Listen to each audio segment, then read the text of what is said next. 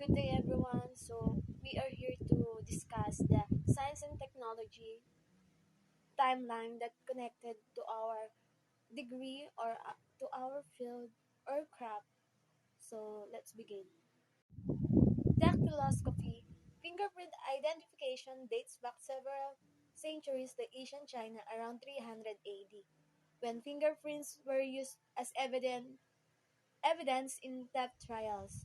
Dactyloscopy is the study of fingerprint identification, which is highly essential in criminology and law enforcement, since it relies on the examination and classification of patterns of service in persons.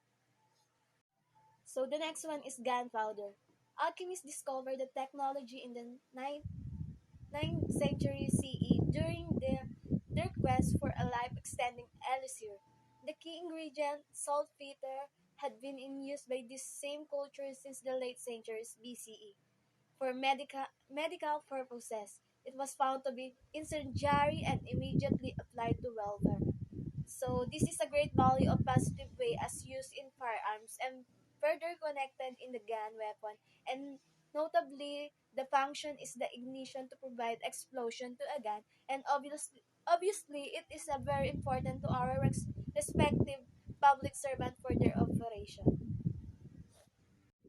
So the third one is gun. The first gun and gunpowder are widely regarded, although still disputed, to come from China during the 10th and the 9th centuries, respectively. In the 10th century, the Chinese invented fire-sparking lances, which consisted of a bamboo rod or a metal rod to hold the gunpowder, or the hu yao, which means pyrochemical.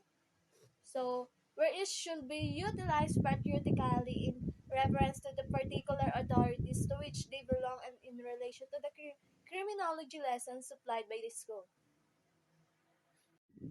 The fourth one is spectrometer.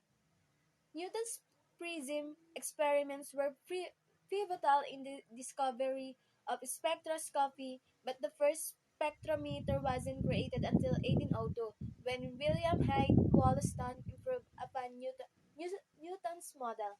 The use of science and technology in criminal justice to find new information regarding evidence. It is utilized in criminal investigation to identify and follow evidence or micro microscopic traces. It is extremely useful for forensic analysis, which is used by criminology students to learn about evidence. Let's move on to radiophone. His ideas took shape in 1895 when he sent a wireless Morse code message to a source more than a kilometer away. He continued to work in his new invention, and in 1897 he received the official British patent for the radio, which was really a wireless telegraph system at first. Radiophones are advantageous for law enforcement officials on duty, as they provide direct contact and are faster than modern cell phones. They allow officers to hear each other in the same frequency, making communication easier and quicker. Next, bulletproof vest. The focus of inventing the bulletproof vest came after the assassination of Carter Harrison Sr. Zeglen. He was a Roman Catholic priest of a parish with over 40,000 followers in Chicago. Bulletproof vests protect law enforcement from gunshot impacts, reducing harm and protecting against penetration and plant dramas. Next, polygraphy. According to the American Psychological Association, or APA, polygraph tests measure a person's heart rate, blood pressure, respiration, and skin conductivity. The purpose of the test is usually to prove whether or not a person committed a crime. Law enforcement uses polygraphs during interrogations to uncover truth and test offenders' psychological abilities. Lastly, the radar guns. On this work and developed the first actual radar device that could sense and locate objects. The device functioned using microwave pulses and was used in airplanes to determine nearby air traffic. Traffic management involves regulating vehicle speed limits and detecting speed in agencies like MMDA and LTO. CCTV closed-circuit television, 1942, Walter Branch. It's a TV system in which signals are not publicly distributed but are monitored, primarily for surveillance and security purposes. CCTV relies on strategic placement of cameras and private observation of the camera's input on monitors. CCTV footage can provide crucial evidence to support police and other emergency services in gathering evidence relating to an incident. Fertilizer, 1958. Robert Frank Brockenstein. The fertilizer was a tremendous leap forward for law enforcement and road safety. It gave police a non-invasive, quantitative, and rapid method to confirm that somebody was too drunk to drive. Fertilizer. The usage of fertilizer can assist minimize the incident of car accident involving an associated driver. Laser, 1960.